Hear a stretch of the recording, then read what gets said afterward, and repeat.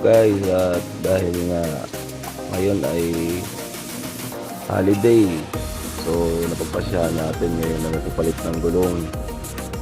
Dito nga tayo sa trusted natin dito sa parte ng Caloocan, kung saan marami din naman nakakaalam na rito. Ito nga yung Takara Tires. So samahan niyo ako.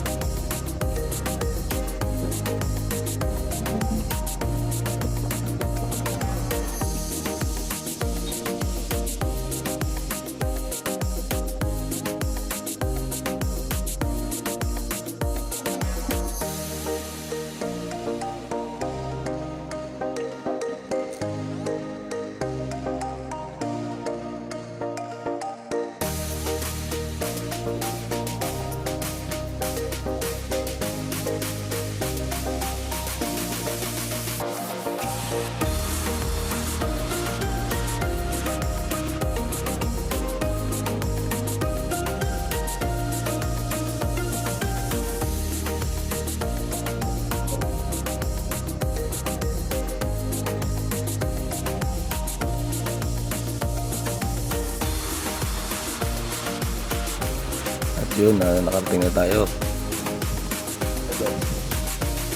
At dito talaga makikita mo naman talaga na marami talaga nagtitiwala sa Takara Tires. At dito rin talaga nagpapapalit ng gulong. Wala ka rin talaga masasabi sa assessment nila. Dito talaga ililista mo at pipirma ka kung ano man nagpapagawa mo o request mo kung ano man gulong papakabit ko.